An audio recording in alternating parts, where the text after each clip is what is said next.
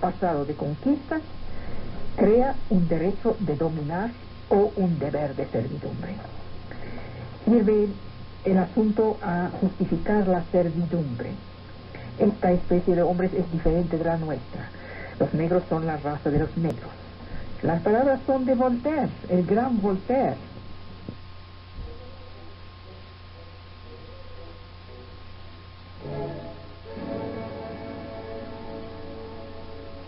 Entonces, el antiguo régimen, la monarquía, pensaban que había una diferencia de naturaleza a nivel de las clases. Viene la Revolución Francesa y quita esta creencia en una diferencia de naturaleza entre pobre y rico, pero instala una diferencia de naturaleza hacia el exterior, entre las razas inferiores y las razas superiores. No desapareció la separación y la diferenciación y la opresión, salvo que se dirigió hacia el exterior. Es el siglo XIX que creó el sistema de jerarquización de los grupos de población, con inmensos pensadores como Ernest Renan, como Paul Broca, y para empezar, por supuesto, con Gobineau, que acabo de citar. El primer teórico de la raza fue Henri de Boulainville. En principios del XVIII retoma el mito del conflicto ininterrumpido entre dos razas. La raza superior, franca, germánica, contra la raza inferior, no creen que sean los negros. La raza inferior son los galos o los galorromanos. Los primeros tienen como vocación dominar a los segundos. Se trata de un racismo social, de casta, de clase. En la época prevalece el temor a los casamientos, los malos casamientos. ¿Qué pasó en el siglo XIX? Se amalgamó el racismo aristocrático con una antropología descriptiva. Y se hizo de la idea de raza un concepto explicativo de la historia. Entre 1853 y 55, Gobineau publicó su famoso ensayo sobre la desigualdad de las razas humanas.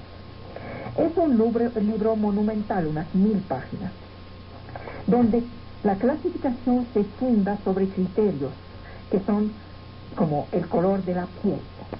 Gobineau divide las razas humanas en 3 grandes categorías: negros, blancos y amarillos. Primero diferencia, luego jerarquiza. Él, por ejemplo, atribuye a la sola raza negra el origen de las pulsiones estéticas creadoras. Dice que el arte no existiría si la humanidad no hubiera heredado de un poco de sangre negra. No hay, para Gobineau, una raza absolutamente superior en todos los campos. Para Gobineau, la mezcla entre las razas es mala. Demasiada sangre negra vuelve a uno bastardo, mata. Un poco de sangre negra vivifica. Pero ya no hay nada que hacer. Para Gobineau el mal está hecho, hay degenerescencia. Él considera con horror los mestizajes. El ensayo sobre la desigualdad de las razas concluye así: la especie blanca ya ha desaparecido de la faz del mundo. La decadencia es irreversible. Este racismo evolucionista que vemos en el siglo XIX se inspira de las tesis de Darwin, la tesis de lucha de razas. Viene como apoyo a la lucha de las especies. En el inglés Herbert Spencer se establece la idea de un progreso racial. La raza indoeuropea ha sobrepasado todas las demás razas en la vía del progreso intelectual. Se pasa de la era monocelular al hombre en general, al hombre superior en particular, es decir, blanco europeo, más bien anglosajón. Es el mito ario. El mito germánico lleva a la superioridad de la raza indoeuropea o aria o nórdica sobre la raza semítica. La raza semítica se reconoce, dice, casi únicamente en sus caracteres negativos. Para Gobineau, los judíos son una subdivisión de la raza blanca, que no ha tenido mucha suerte, pero que ha sido injustamente perseguida. Él piensa el mundo en términos de raza, piensa la historia en términos de raza, pero no establece una teoría de la persecución, de la segregación, de la discriminación, de la expulsión. El racismo, al contrario, es una teoría práctica y política, nada más. El antisemitismo en acción toma cuerpo cuando la Iglesia Católica lanza la ofensiva antimasónica, es decir, hacia 1882. La palabra antisemítica aparece en el curso de los años 1880. Es una palabra forjada por el periodismo alemán. De hecho, fue forjada por un excomunista alemán llamado Wilhelm Marx entre los años 1875 y 80. Ernest Renan es un verdadero teórico racista. Justifica la subordinación de lo que él llama las partes bajas de la humanidad a las partes elevadas. Considera legítima la dominación de la raza blanca sobre la raza negra. Renan es profesor en el Colegio de Francia. Allí profesa un curso de hebreo. Lo revocan después de un escándalo que tuvo lugar cuando publicó su vida de Jesús. Ahí la iglesia se echa contra él. Escribe: los hombres no son iguales, las razas no son iguales. El negro está hecho para servir a las grandes cosas que quiere y concibe el blanco. En el primer tercio del siglo XIX, este es el discurso dominante. Es una curiosa mezcla de darwinismo social y de mito ariano semítico. La lucha de las razas está interpretada como una manifestación de la lucha para la existencia de los humanos. La lucha entre ario y semita es una lucha a muerte. Hay una diferencia de naturaleza entre los cerebros arios y los cerebros semíticos. No hay un espíritu semítico sin cerebro semítico. Y el espíritu semítico es incapaz de generosidad, de idealismo, de sentido del honor, de patriotismo. En la época, los racistas puros y duros son antinacionalistas. Consideran que las naciones son unos amalgamas de poblaciones que perjudican a la pureza de la raza superior. Es en esta época que se desarrollan estas historias de antropometría, de craniometría, de medida de las cabezas, de los cráneos. El eugenismo tendrá la ventaja, según estas teorías, de multiplicar los representantes de la raza nórdica y de esterilizar los representantes de la llamada raza alpina, que es inferior, que se reproduce demasiado rápido. Los alpinos son oscuritos, bajitos, cuadraditos, de origen oriental, catalogados como hechos para ser pequeños funcionarios. Las razas son especies en forma de formación, en vía de formación, o bien especies originalmente diferentes. Su mezcla produce mestizos estériles, o individuos afectados de malformaciones, como brazos demasiado largos, demasiado cortos, orejas demasiado grandes. Fíjense cómo se veían las cosas en el siglo XIX. Leemos lo siguiente: el único competidor peligroso del ario es el judío, pero los judíos están condenados a ser vencidos porque son incapaces de trabajo productivo, desprovistos de sentido político y de espíritu militar. La preocupación central es la lucha que deben llevar los arios contra la fecundidad de todas las subrazas blancas, los mestizajes entre blancos y negros. La presencia de alpinos, de mediterráneos, de judíos agravó esta situación de mestizaje. Este es el discurso racista y universalista muy expandido en el siglo XIX. Había la idea de la misión civilizadora de las razas superiores, sus deberes, sus derechos hacia las razas inferiores. Se constataban las desigualdades. Estas estaban fundadas sobre una insuficiencia de desarrollo que suponía que en un futuro muy lejano esta diferencia podría resolverse cuando estas razas inferiores podrían evolucionar, como ya han evolucionado las razas superiores. Las selecciones sociales vienen de las selecciones de la naturaleza. Ahora, como ven, hay confusiones entre raza y nación, entre raza y lengua, entre raza y religión. Se definía la raza según criterios morfológicos, la textura de los cabellos, el color de la piel, el índice cefálico. Se suponía que existía una correlación causal entre, por ejemplo, la dolicocefalia, la talla alta, los cabellos rubios, los ojos azules y las aptitudes intelectuales. No es hasta final del siglo XIX que hubo una verdadera resistencia ideológica y política organizada hasta las teorías racistas. Por eso encontramos a nombres respetables en el siglo XIX, grandes científicos, grandes filósofos, metidos de fondo en el pensamiento racista. Un científico, por ejemplo, como Paul Broca, el que dio su nombre a la famosa área de Broca del lenguaje que tenemos en el cerebro, pues era un coleccionador de cráneos.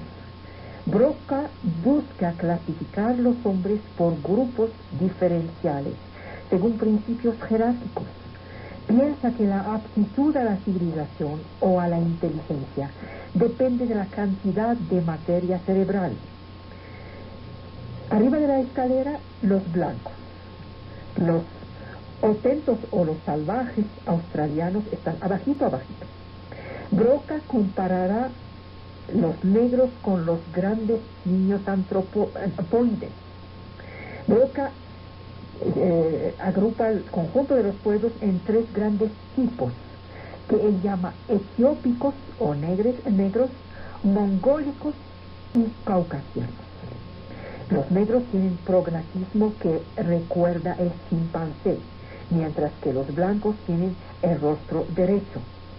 Antes de su muerte, concede Broca que la inteligencia no se mide. Entiende por fin, antes de morir, que el cráneo no es más que un hueso. Pero no hay una idea de resistencia al racismo todavía en el siglo XIX. La desigualdad entre raza negra y raza blanca solamente estará cuestionada en nuestro siglo, en el siglo XX. Nadie la cuestiona en el siglo XIX. Se suponía que todos los hombres son perfectibles y que la perfección del negro es llegar a ser blanco. Había confusión general. Se hablaba de raza francesa, de raza prusia, de raza judía, cualquier cosa. Después de la Segunda Guerra Mundial, el antirracismo se ha vuelto el pensamiento dominante. El determinismo biológico racial de las aptitudes, la desigualdad de las herencias raciales, se consideraron como falsas, incluso aberrantes, y hubo una vuelta total que ha transformado el antirracismo en una ortodoxia. No está mal. Lo que pasa es que el lenguaje mismo ha sido censurado. Ahora, decir raza ya se vuelve un insulto. En los años 60 y 70 se constituye una nueva genética de las poblaciones, fundada sobre la biología molecular. Los investigadores, los científicos, en su mayoría, han abandonado la categoría de raza. Esta ya no tiene ningún sentido real y se clasifican a los grupos humanos ya no por estos aspectos tan niños que son el pelo y el color, sino por otros aspectos biológicos, genéticos, moleculares, que sí existen porque somos diferentes. Mensajes, vuelvo con ustedes. Hay entre los individuos diferencias físicas que cada quien puede percibir. ¿Acaso esto significa que las razas existen? Sí, las razas existen, pero no son lo que se cree. En el lenguaje común se considera que la gente son de razas diferentes a partir del momento en que parecen diferentes. Se mezcla lo que es diversidad física con raza. Se habla de raza Wolof cuando se trata de una etnia, de raza judía cuando se trata de una religión, de raza francesa y alemana cuando se trata de nacionalidad. Todo esto no tiene nada que ver con los datos científicos. Hay diferencias biológicas y entre estas hay algunas que son visibles, como la talla, las proporciones del cuerpo, los rasgos del rostro, la pigmentación, color, forma de cabello, y otras que no son visibles, como las diferencias de grupos sanguíneos, la posibilidad de rechazo de órganos o de su aceptación. En el interior de cada población, cada carácter está representado de una forma muy diversificada. La talla varía de más de 50 centímetros entre los más altos y los más bajos. En las poblaciones de piel oscura, la diversidad es muchísimo más grande que en las poblaciones con piel clara. Hay individuos muy grandes entre los más pequeños y entre los más oscuros, los tutsi y los pigmeos, por ejemplo, y muy grandes y muy pequeños entre los más claros, como los suecos y los lapones. La clasificación racial, la más pertinente, consiste en definir una categoría por individuo, porque todo el mundo es diferente. La información genética hizo explotar la noción de población. Los grupos sanguíneos son los mismos en todas las poblaciones, pero varían mucho entre los individuos. Misma cosa para la aceptación o el rechazo de órganos. En todos los sistemas genéticos humanos hay repertorios de genes que son los mismos. Lo que cambia es la frecuencia de los genes. No hay genes de negros, de amarillos o de blancos, sino los mismos genes que son más frecuentes en África y más raros en Amazonia. Una sola hipótesis es posible. El conjunto de los hombres de hoy, es decir, 6 mil millones de individuos, descienden de una sola y única pequeña población de la prehistoria, de unos 30 a 50 mil personas más o menos, que vivían hace unos 100.000 años más o menos. Estas decenas de miles de individuos se han quedado muy poco numerosos hasta el Neolítico. Se inventó la agricultura y luego explotó la demografía. Las disparidades físicas aparentes aparecieron en un segundo tiempo. Hay poblaciones como los melanesios y la gente del sureste asiático, Indonesia, Vietnam, otros, que son muy cercanos genéticamente y muy diferentes físicamente. Los aborígenes australianos tienen los patrimonios genéticos muy parecidos a los de los orientales y no nada parecidos a los de otras poblaciones de piel tan oscura como la suya. Mientras más viven las poblaciones cercanas unas a otras, más frecuencias genéticas tienen entre sí. Los aspectos físicos se diferenciaron de manera muy rápida. Para las tallas esto puede ir muy rápido. Se conocen poblaciones cuya talla media aumentó de 15 a 20 centímetros en medio siglo. Ejemplo, los japoneses.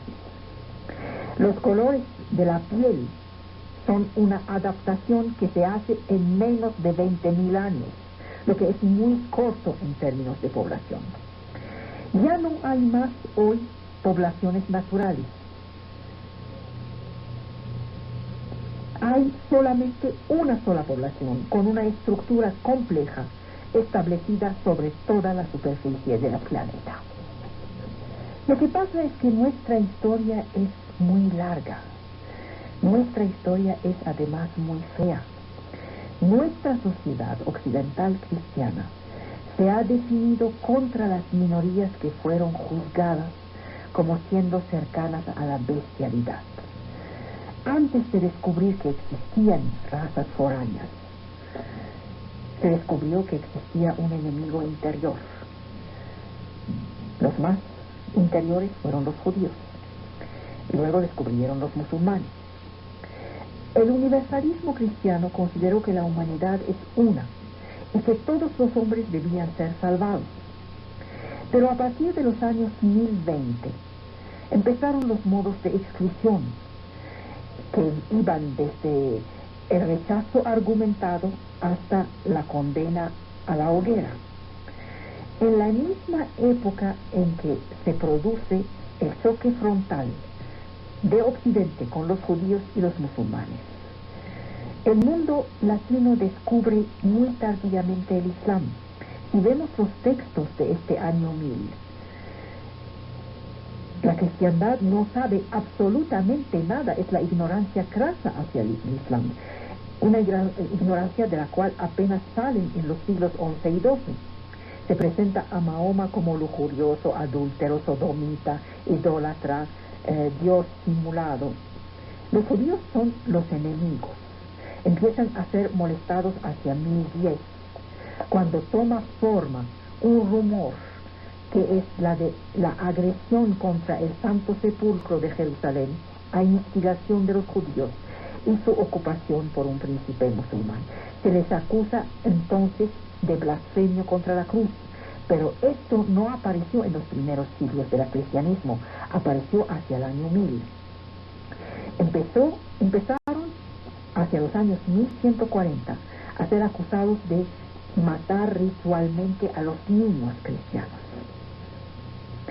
El cuarto concilio de Latrán en 1215 instaura los distintivos en la ropa para toda la población judía.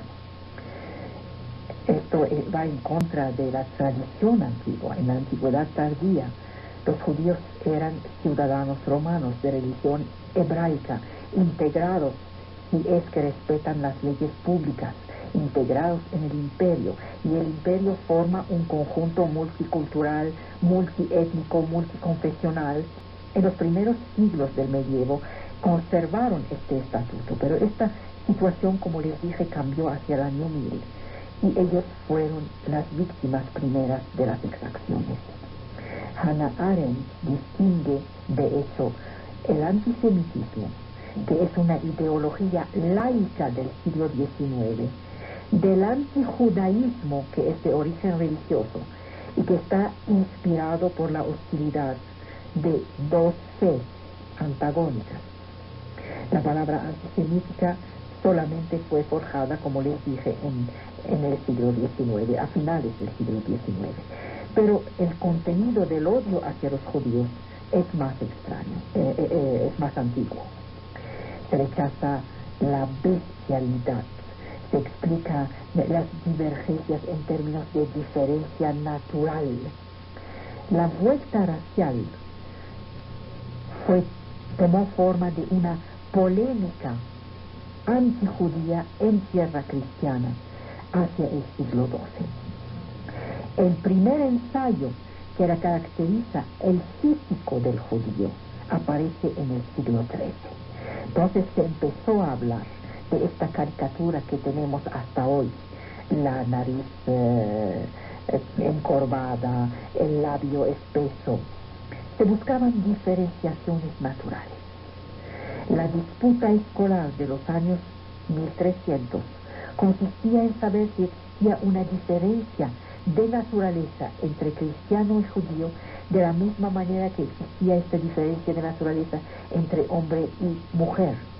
Se trata de establecer si el judío, por ejemplo, tiene periódicamente un flujo de sangre comparable a las menstruaciones de las mujeres. Les juro que esto se lee en los textos y responden de manera positiva.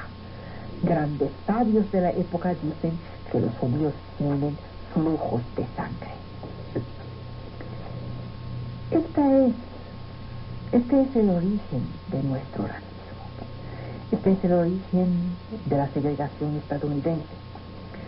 Fíjense, desde la abolición de la esclavitud en 1865 hasta el final de la segregación en los años 1960, todo el sistema político y social de los Estados Unidos ha descansado sobre la idea de que existía una diferencia de naturaleza entre negros y blancos. En 1865, los Estados Unidos adoptaron el 13º enmendamiento de la Constitución.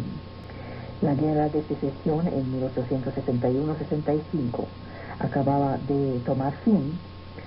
4 millones de negros accedieron a su libertad. Pero era la Constitución de 1787 la que había establecido la regla. Se decía en esta Constitución que un negro valía las 3/5 partes de un blanco. Los padres fundadores de los Estados Unidos, George Washington, Thomas Jefferson, James Madison, sostienen que la esclavitud es inevitable.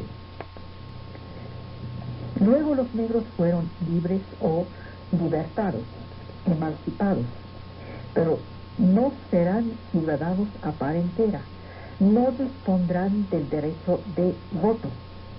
Tuvieron que esperar las leyes de 1964-65 sobre los derechos cívicos y el derecho de voto para ser ciudadanos a par entera en la sociedad americana. A partir de esos años, a mediados de los 60, la segregación ya no estaba más permitida dentro del marco legal.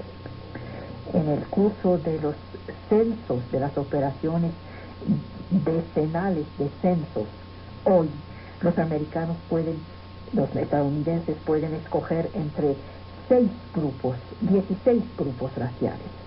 Pueden ser blancos, negros, Native American, es decir, indios, esquimales, alewitas, etc. Lo que gusten.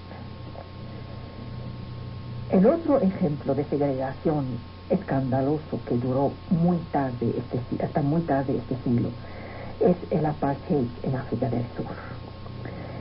El 2 de febrero de 1990, el presidente sudafricano Frederick de Klerk anunció frente a un parlamento estupefacto su intención de abrogar todas las leyes segregacionistas. Este fue una vuelta radical en la historia del país. Esta segregación apareció, de hecho, en principios del siglo. En 1935 apareció la palabra apartheid, es decir, separación. Para los nacionalistas africanos, el país estaba constituido de un conjunto de naciones que, conforme su historia, debían imperativamente desarrollarse de manera separada. El fundamento de la sociedad no era el individuo, sino el pueblo, el Volk, cuyo derecho a existir obedecía a un orden divino. Estas teorías fueron propagadas por los miembros influyentes de una sociedad secreta, los Broederbond. Los nacionalistas africanos estaban impregnados de una mística de la raza. Institucionalizaron el principio de separación física entre blancos y los que iban a ser calificados de no blancos. Los matrimonios mixtos estaban prohibidos. Había 3 razas definidas por el Ministerio del Interior de África del Sur: la blanca, la mestiza o indígena.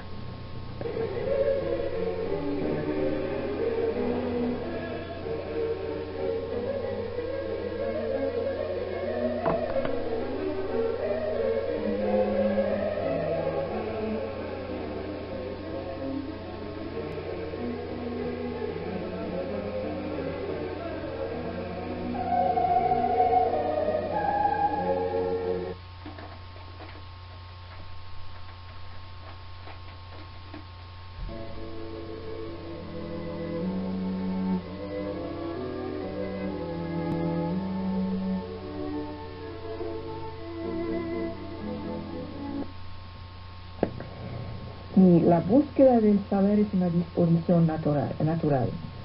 Entonces puede compararse con el hambre, con la sed, con el sueño y cualquier otra necesidad vital propia al hombre. Y sin embargo, esta aspiración lleva otras cosas. Define lo que hay de humano en nosotros, es decir, de falible, de irrisorio, de peligroso, de jamás saciado, de limitado en el tiempo que queda. Entre la exigencia y el orgullo oscila, entre el nacimiento y la muerte nos mueve. Honra la vida hasta su último soplo y pretende ignorar la muerte. Busca saber, esto parece natural. De este hecho no tiene mérito si es natural. Es el elogio ciego de un apetito vital que puede dividir la humanidad en dos: los curiosos por un lado y los que pensamos que son pasivos por el otro. La incuriosidad se sitúa en un lugar del individuo que hay que reconocer cuando la curiosidad se niega a admitir la relación íntima que la relaciona con su enemiga. La pasividad desconoce que hay en el seno del aburrimiento, de la dejadez, un lugar donde nace el deseo de conocer. Hay mucha gente que pasó por la universidad, pero hay mucha gente que no pasó por la universidad ni por ningún otro lugar destinado a transmitir el saber. Citadinos, rurales, viejos, jóvenes, tienen en común y desde su pequeña juventud el apetito de saber, la voluntad de comprender. Es lo que yo llamaría vivir con exigencia. A veces, en el pasado, el gusto por saber, aunque fuera reconocido, estaba siempre acompañado por reservas, por condiciones. Se le reprochaba al deseo intelectual su atracción por la frivolidad, la acumulación fútil, vana, la diversidad, la poca templanza, la vanidad. El aventurero sin amo, arrogante, en nuestros días ha dejado el lugar a una figura heroica del estudioso, el especialista, el que no se dispersa, porque el diletante que no atesora el conocimiento pasaba por un pecador, derrochaba conocimiento. Es la figura que condenamos hoy, y a mí no me gusta esta condena.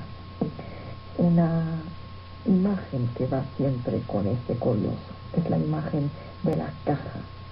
Un cofre para Freud, una caja para Casanova. Parece que la curiosidad nace en una caja desde Pandora. Uno, Freud, estaba curioso de la vida, el otro estaba curioso de vivir. Ambos buscaban desvelar el enigma del sexo. El veneciano decía que era maestro del alfabeto, a la vez que del placer de las mujeres. Siglo y medio después, Freud pregunta, después de Casanova, si el deseo de la mujer y de la madre no estaban en el principio del saber. Interroga el secreto del primer deseo. el amor en el cual se originaría la sed del saber. Y luego vamos pensando sobre la ética y el arte y la religión, y distinguimos entre dos curiosidades. Una que solo se preocupa de ver y de saber, que trata de dominar a través de la ciencia y la tecnología un mundo exterior, pero deja la vida, corre riesgo así de caer en la desesperanza y la barbarie. Y la otra que está anclada en el saber de la vida, que se define como una disponibilidad que abre a experiencias tales como el amor y la emoción, etc., que privilegia lo invisible sobre lo visible. Vemos el pasado en que la curiosidad puede ser subversiva, de qué transgresiones es culpable, qué orden molesta. La curiosidad no es inocente. Cuando se hace indiscreta, inquisitora, cuando no tolera ni la duda ni el secreto, se confunde con el fantasma del todopoderío, la maestría absoluta, el deseo loco de dominar. De hecho, no es ni culpable ni inocente. La curiosidad inquieta, porque se libera a sí misma de toda traba en el nombre de un saber que sería bueno en sí. En el horizonte de la cultura occidental, judeo-cristiana y greco-latina, la curiosidad es presente en los registros y según estatutos muy variables. Pasión original y pasión de los orígenes, donde la naturaleza y las condiciones humanas encuentran su fundamento. Su historia en el devenir de la reflexión espiritual y en el saber es la historia de una emancipación, de una desculpabilización. Pudor, discreción, designan la repugnancia a decirlo todo, a entender lo que no nos importa. La indiscreción hasta la inquisición, por un lado. La inatención y la indiferencia del otro, esta inercia de la conciencia, que se justifica a sí misma por el respeto del secreto del otro. Todos los discursos que se autojustifican sobre su ceguera voluntaria presentan la imagen de una curiosidad que es violadora. No quiero saber nada, dicen, para proteger el otro, o quizá para preservar a toda costa mi propia tranquilidad. Enfrente están los grandes racionalistas, que dicen, el conocimiento es absolutamente bueno. Así dijo Aristóteles y así dijo Descartes. Dijeron que únicamente la utilización que se hace de ella es susceptible del bien y del mal, y que sería ilusorio de determinar los campos pertinentes de esta curiosidad. Pero cuando se trata de la sexualidad, por ejemplo, en el corazón mismo de la ambigüedad de la naturaleza humana, a la vez física y espiritual, ¿para qué tratar de saber? Se pregunta al espíritu de hacerse curioso de lo que no está del campo del espíritu. A la vez, ¿quién se atrevería a contestar las investigaciones científicas destinadas a quitar el sufrimiento, a hacer retroceder la enfermedad? El irresistible argumento que denuncia los temores que suscitan como oscurantistas, como anticientíficos, tienden a hacer aparecer la ciencia como libre de toda traba, hacer callar las tentaciones, las tentativas de pensar sobre el futuro. La cuestión del límite de la curiosidad de los científicos se transforma en su contrario: ausencia de curiosidad, desinterés por las consecuencias, riesgos no definidos por la disciplina. El saber se constituye, el saber circula. No puede transformarse en la propiedad de algunos, al servicio de poderes o de certidumbres. Capitalizado, honorífico, da la vuelta sobre sí mismo, está secuestrado.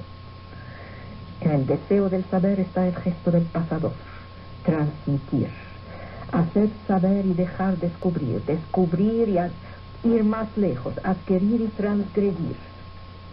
Aquí hay una interrogación fundamental.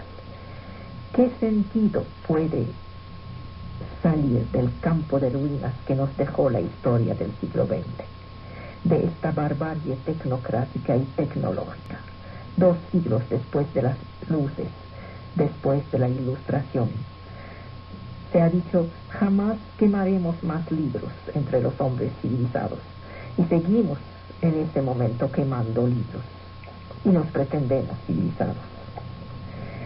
Y luego hay las actitudes de las religiones. Todas las religiones han tomado posición en relación con la curiosidad. La Torah hay que estudiarla todos los días, dice el judaísmo. Entonces sí hay que saber. El Islam en sus primeros siglos fue conocedor, quería saber. El cristianismo fue muy peligroso para el conocimiento de sus principios. Sabemos historia, sabemos cómo quemaron los libros. Tenemos que comprender estas enigmas de la historia. Tenemos que comprender qué viene a ser la moral en este asunto, el saber. ¿Acaso es cierto que es neutral? Si su búsqueda es inherente al hombre, entonces la cuestión del bien y del mal depende de la responsabilidad del hombre que hace su opción. Lo que quiero decir es que es un espacio natural de maravilla. Es un placer inmenso. ¿Y acaso el placer es malo? Nos queda mucho, pero algunas máximas hay. Escuchen cuál es la posición de Epicuro en relación con el placer. Debe observarse que entre los deseos unos son físicos, otros injustificados o vanos. Y de los físicos unos son indispensables, el resto solo físicos. A su vez, dentro de los indispensables existen algunos necesarios para la felicidad, otros para el bienestar del cuerpo y unos terceros para la vida misma. Su firme conocimiento nos lleva a saber realizar cualquier elección o cualquier renuncia, siempre buscando la salud del cuerpo y la tranquilidad del alma, porque esta es la meta de una vida feliz. Pues todo lo hacemos para no sentir dolor físico, ni sufrir zozobra en el alma. Y cuando esto alcanzamos, cede cualquier tempestad del ánimo, no teniendo el ser vivo que ir en pos de sus carencias, ni hallándose en la necesidad de deber buscar otra cosa que le sea ajena, para así encontrar cumplidos el bien del alma y el del cuerpo. Pues tenemos necesidad del placer cuando sufrimos por su ausencia, pero cuando no sufrimos, no necesitamos de él. Sigue diciendo Epicuro. Y por esto decimos que el placer es el principio y el final de una vida feliz, porque hemos reconocido que era el bien primero e innato, porque de él, teniendo la sensación como medida, partimos para cada elección y cada renuncia, y a él llegamos cuando examinamos todos los bienes, y precisamente porque es el bien primero e innato. Por esto no elegimos todo el deleite, sino que rechazamos muchos placeres, cuando de ellos se desprenden para nosotros mayores fatigas que felicidades. Consideramos que antes de muchos dolores, si después de haberlos tolerado durante largo tiempo, obtenemos un gozo mayor. Cada placer, por su propia naturaleza, es un bien, pero no deben elegirse todos. Del mismo modo, todo dolor es un mal, pero no siempre ha de evitarse. Conviene examinar todos estos principios con mesura, mirando cuáles son útiles y cuáles no lo son, porque algunas veces hacemos uso del bien como si de un mal se tratase, y al contrario del mal como si fuese un bien. Sigo con Epicuro. Cuando decimos que el placer es nuestro fin, no aludimos a los placeres de los depravados y de los que se abandonan en el deleite, como consideran algunos que nos desconocen o no están de acuerdo con nosotros o nos comprenden mal. ¿Ves, Carlos, que no se trata del mismo placer en los dos casos, el de Freud y el de Epicuro? Se trata de la medición del placer. Como lo dije en el programa de Epicuro, el placer de los epicurianos, finalmente es una inmensa austeridad. Es pan y aceite. Es el placer de no necesitar no necesitar la búsqueda del placer o de mayores placeres.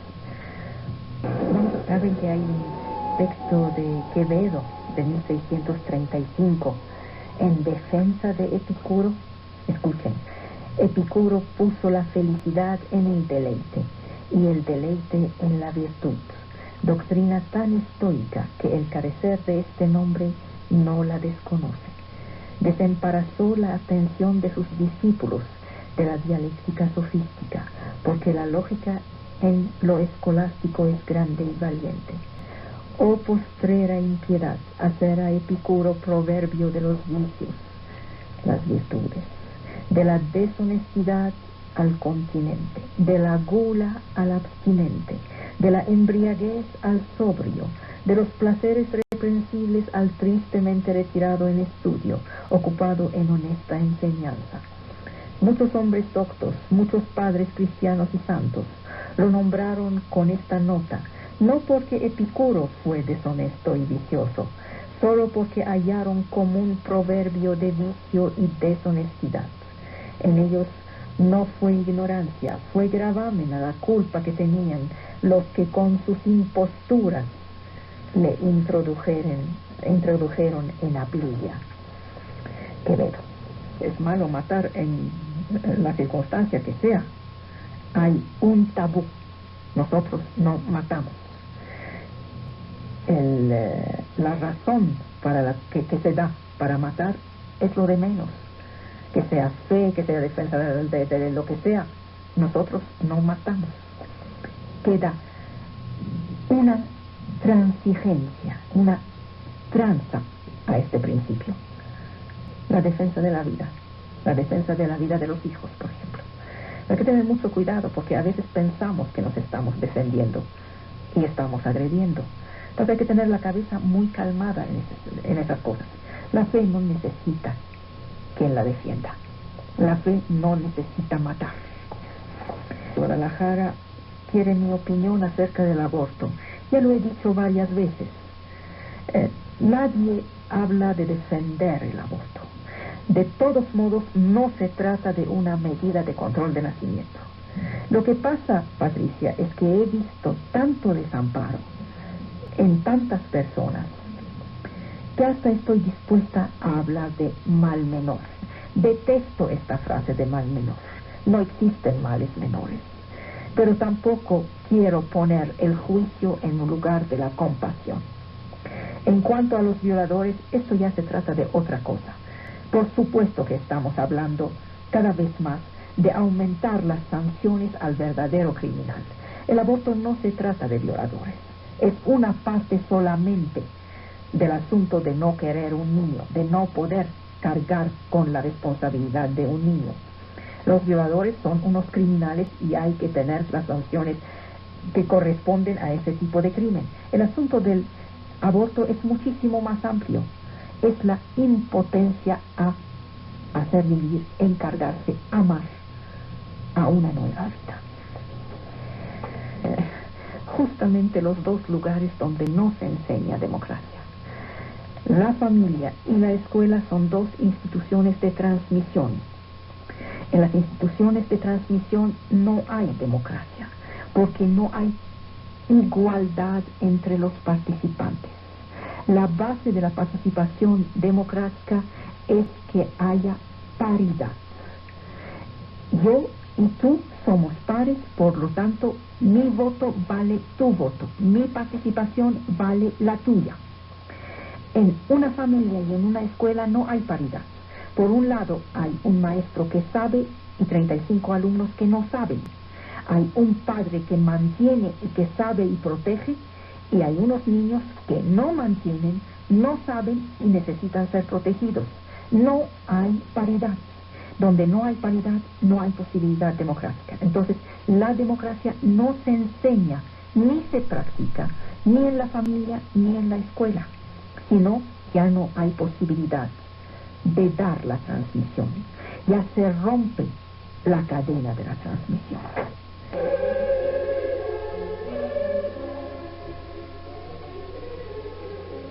Si algo se acuerdan, me he parado en las investigaciones arqueológicas que se hacían a mediados del siglo.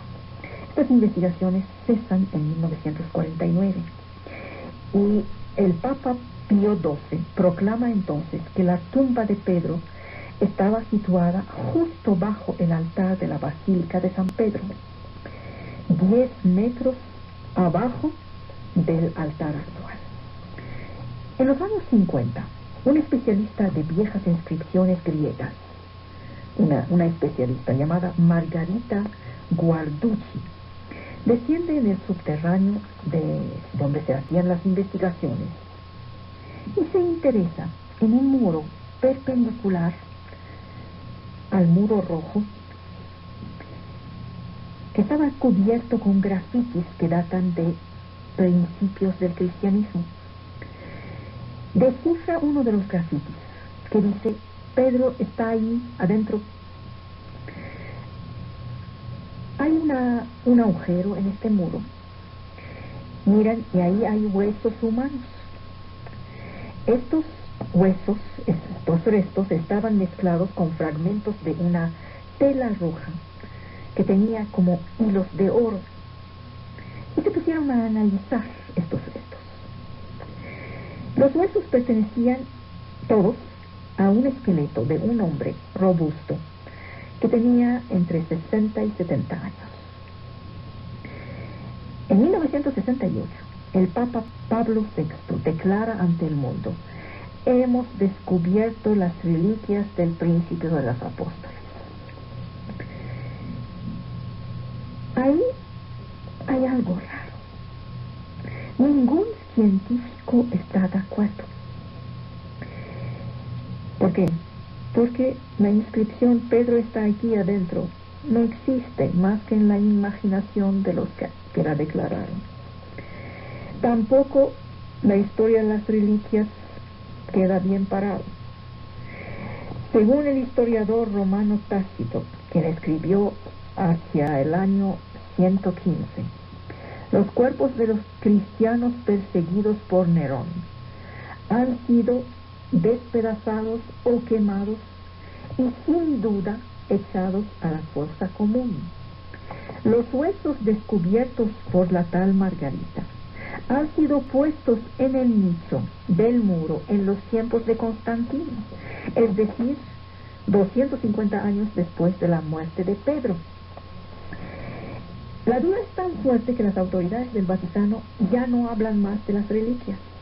Queda la cuestión crucial: ¿acaso Pedro había sido martirizado el día de la tumba de Pedro? Pero todas no se han peleado para tener un apóstol en el origen de su fundación. Podría ser, esto es gravísimo, pero es posible, podría ser que Pedro ni siquiera estaba en Roma. El imperio era tan centralizado que todo pasaba por ahí. La única certidumbre que hay es que desde el año 150, los cristianos celebran el martirio de Pedro en el Vaticano. Erigen encima de una fosa un pequeño monumento llamado el Trofeo de Gaius. El emperador Constantino pondrá esto en una construcción cúbica de mármol que está en el corazón de su basílica.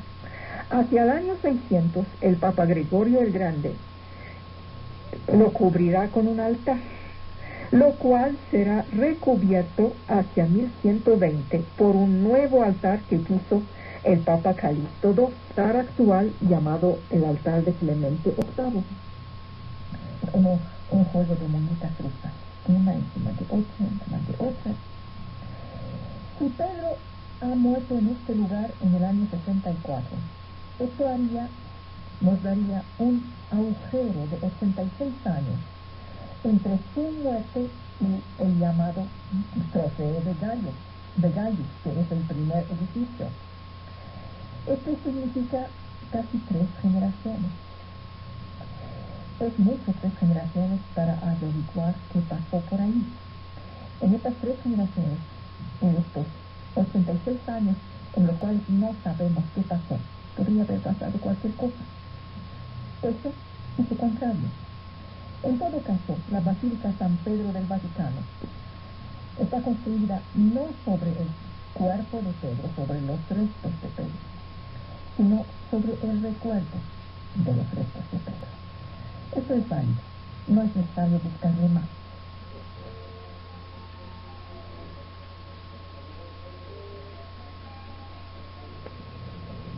No es que no nos gusta discutir, llamamos discusión lo que no es una discusión. Una discusión es una serie de argumentos, es una pelea con palabras. Decidimos no recurrir a la violencia y utilizamos la única arma que tenemos, que no es violenta físicamente, que es la palabra. Para que las palabras puedan convencerse uno al otro, necesitamos que estas palabras estén llenas de algo más que sonido, es decir, que estén llenas de reflexión, de inteligencia. Esta palabra inteligente se llama argumento. Con argumento puedo pretender convencerte como tú puedes pretender convencerme. Partimos del principio que somos ambos hombres o mujeres de buena fe. Por lo tanto, si tu argumento, es decir, tu palabra llena de reflexión, de inteligencia, de razón,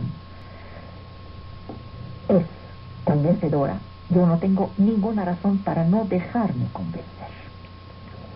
No es esto lo que hacemos. Peleamos, gritamos, nos insultamos, pero no utilizamos la razón. Además, toda nuestra estructura mental no aprecia la razón. No somos un pueblo que respeta la razón. Somos un pueblo que respeta mucho a la creatividad, al encanto, a la magia. Somos un pueblo de artistas. Bueno, ustedes sí o no. Pero la razón no tiene un estatuto respetable entre nosotros. Entonces, no tenemos argumentos. No tenemos buenas argumentaciones, ni siquiera respetamos la idea de argumentación. No sabemos lo que es. Que si la gente aprende a discutir, pero por supuesto, mija, por supuesto. Cuando se inventó la razón, hace 25 siglos en Grecia, se crearon escuelas que enseñan eso. Fueron las escuelas de los sofistas, las escuelas que enseñan a la gente a llenar las palabras con razones para que sean convencedoras. Me dice Claudia, me inquietó eso de que no estaba logrando el objetivo de su programa, aprender a pensar, más que a darnos a conocer mucha información sobre distintos temas.